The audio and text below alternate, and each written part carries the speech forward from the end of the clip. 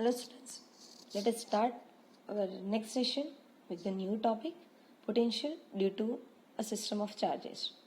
Earlier we have already studied potential due to a single charge and potential due to an electric dipole. Now we consider that we have one system in which number of charges are available. So how the potential energy is defined? So in that, if in one system we have a number of charges are available, so we need to calculate potential of each charge individually, and then we are going to sum up it. This is based on the superposition theorem. So here again we are following the superposition theorem. We are going to calculate potential of each charge individually, and then we are going to sum up it. So here, as we can see in the diagram, number of charges are there. P we are taking as an origin point or the reference point, and each charge are separated at certain distance defined as R. R defined with the direction because the number of charges are there, so we can say that is a vector condition. Now the potential on Q1 due to P. So avoid other charges, just focusing the potential on charge Q1 with the reference of origin point P. So that potential is based on the Coulomb law. We are assuming that P reference point is at far distance at infinity. So we are not defining charge at P as a QP, that is at the infinite distance, defined as a unity 1. Apply Coulomb's law over here and we can find out a potential at Q1 is 1 into Q1 divided by 4 pi epsilon 0 R1P. R1P is the vector between P and Q1. Likewise, potential on Q2 due to origin P is Q2 divided by 4 pi epsilon 0 R2P. Likewise, potential on Q3 due to origin point P is Q3 divided by 4 pi epsilon 0 R3P. And now, using the superposition theorem, add up or sum up all the individual potentials. So we able to get V1 plus V2 plus V3 plus number of charges, whatever it may be in the system. And the result it would be 1 upon 4 pi epsilon 0 in bracket Q1 upon R1P plus Q2 upon R1P plus Q3 upon R3P up to Qn upon Rnp.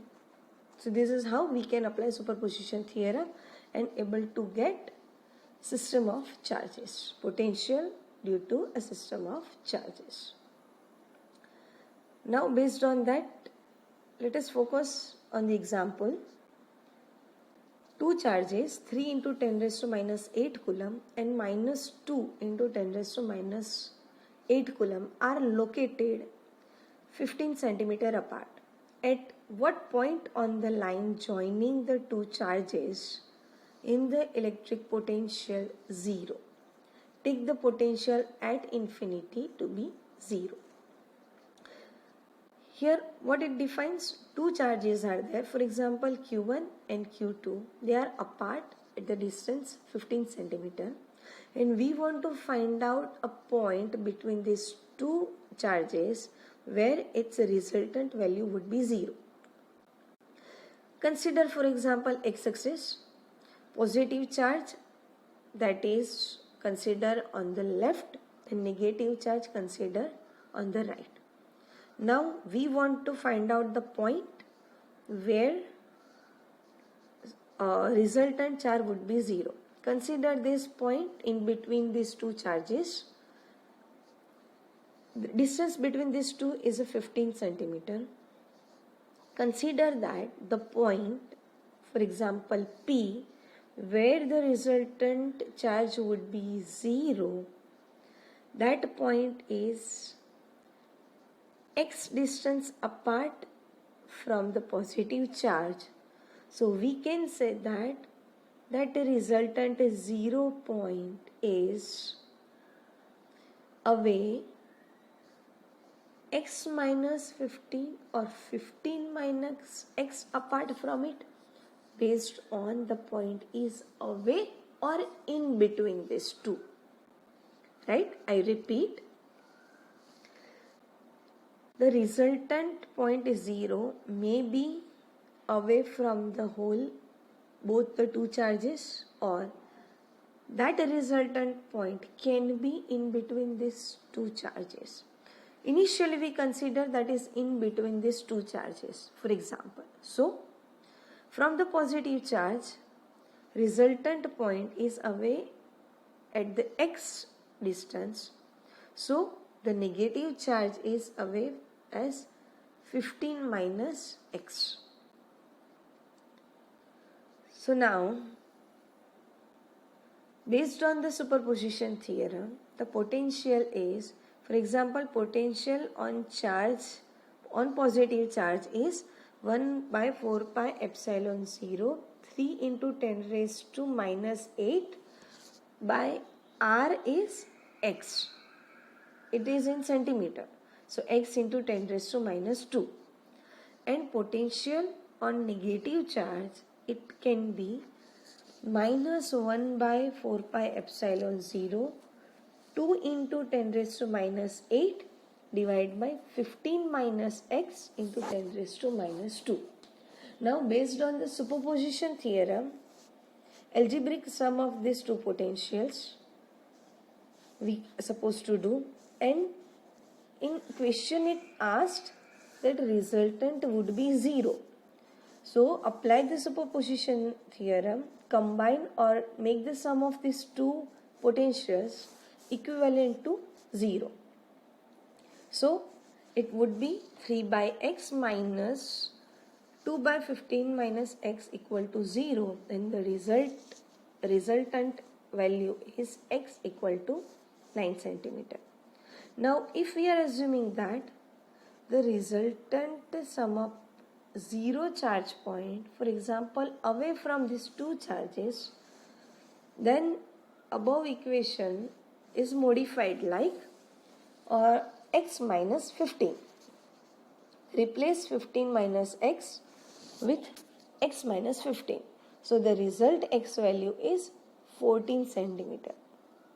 So we can say that equivalent potential is 0 at 9 centimeter, or we can define as a 45 centimeter away from the positive charge on the side of the negative charge. Let's go for another example. Two figures are shown, A and B. This figure shows the field lines of a positive and negative point charges respectively. Now, 4 questions are asked over here. First, give the signs of the potential difference Vp minus Vq and Vb minus Va. Now focus on the figure. First, figure A, in which positive charge is defined. So electric field lines are outward. In figure B, that is the negative charge is defined. So field lines are inward. Let us focus on the first one, positive charge. 2 points are given, P and Q. So here we can say that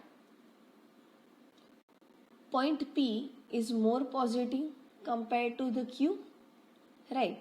So potential is obviously proportional to 1 by r, the distance. and it is defined that, as we can see, at the center positive charge is there. So P point, potential at P point is higher compared to the potential at Q point. So if, as the question is asked, Vp minus Vq, so we can say that is positive. Now focus on the B. What that is, a negative charge is present at the center. Field lines are inward. So we can say that potential at A is more negative compared to potential at B. So in comparison, we can say VB is more positive compared to VA. So if they asked VB minus VA, so that result is also positive. Now the second question is, give the sign of the potential energy difference of a small negative charge between the points Q and P as well A and B. What they ask? If we are placing a small negative charge between Q and P and A and B, so what should be the sign of potential energy difference? Right. If we are placing a negative charge between Q and P, so what will happen? That negative charge attracted towards the center. Attracted towards the center. So that we can say that charge would be, the potential energy difference, that would be positive. Likewise, if we are placing a small negative charge between A and B, then what will happen? That negative charge, based on the repulsive force, moving away from the center. Right? So what will happen? Potential energy A is higher compared to the potential energy B, and this charge is moving away from A to B. So we can say again the potential energy difference is positive. Why it is positive? Because this is doing against the work. Right? So that's why over here, even though the negative charge placed between A and B, the potential energy difference is positive. Now third question is, give the sign of work done by the field in moving a small positive charge from Q to P. Now the question is asked, if we are placing a positive charge between Q and P, then what should be the sign of work done? The charge is positive, so that gives the repulsive force. Repulsive force, so that would move away from P to Q. So work done is negative. Now next D question. Give the sign of work done by the external agency in moving a small negative charge from B to A. If we are placing a negative charge between A to B, then what will happen? If negative charge is there, the repulsion force is arrived, so the charge is moving from A to B. So the work done is positive. Right? Now the last one is, does the kinetic energy of a small negative charge increase or decrease in going from B to A? Due to the repulsion force on negative charge, velocity is decreases, and that's why we can say the kinetic energy is decreases. Clear? All 5 questions of the given example. The answers are given in this slide, whatever I have explained. Now the next point is equipotential surfaces. Equipotential मतलब same potential value is available on the surface. Here the two types of diagram is defined. One is a spherical one and one is the axial one. At the center, we are assuming positive charges defined. At the center, the energy is maximum, as we explained earlier. And as energy is moving away from the center, the energy level is reduces. Up to certain region, that energy is vanished. But with the equal distance from the center, my energy value is the same. I repeat, for example, from the center, 1 millimeter distance is there.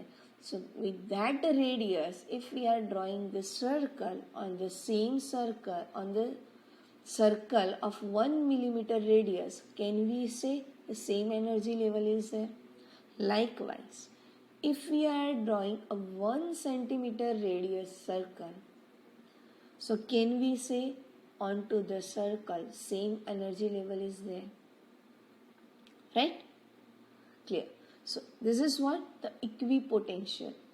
Equal energy, equal potential onto the same spherical, same circle. And that, for example, that potential energy is 1 by 4 pi epsilon 0 q by r from the infinity is there. And as in the previous example we have defined, if my charge is positive, axial lines are outward, and if my charge is negative, axial lines are inward. From positive towards negative, charges are moving. So that movement is defined in terms of field lines with the arrow. For any charge configuration, equipotential surface through a point is normal to the electric field at the point. Why it is so? If my field lines are not normal, then there is a non-zero component along the surface is there, and this unit charge, again the direction, are moving from that surface, moving away from that surface, and no work done is required. So that energy becomes random, and charge carriers can move randomly from the surface. So to control over it, actually we are saying that on the surface, onto the equipotential surface, my field lines are always normal. But onto the equipotential surface, no potential difference is there, right? If it won't be normal, then no work done is there. They are moving from one level to the another level. But here we are saying that equipotential surface, potential is same. When charges can be moved, then potential difference is available. If different energy levels are there, then charges can move from higher to lower. But onto the same surface, we are saying that same energy level is there. So onto that surface, energy difference, potential difference is not available. So charges are not moving, so no work is required over this. The electric field therefore be normal to the equipotential surface at every point. For a uniform electric field along the x-axis, the equipotential surfaces are normal to the x and parallel to the y-z plane. What it said, in uniform electric field E is onto the x-axis, and the planes we are saying that is parallel to the y-z, because lines are passing through the plane. So plane and electric field are perpendicular to each other. My plane is available on y-z axis and electric field passing through it axially and moving towards the x-axis. So here we can say the top view of it basically, and in this case two conditions are defined: equipotential surfaces of the dipole. In dipole, two different charges are there. One is the positive and one is the negative. And based on that, the electric field lines are complete within around that charge. But if electric field is available between two identical charges, either two positive or two negative, then this electric fields or that surfaces may overlap to each other.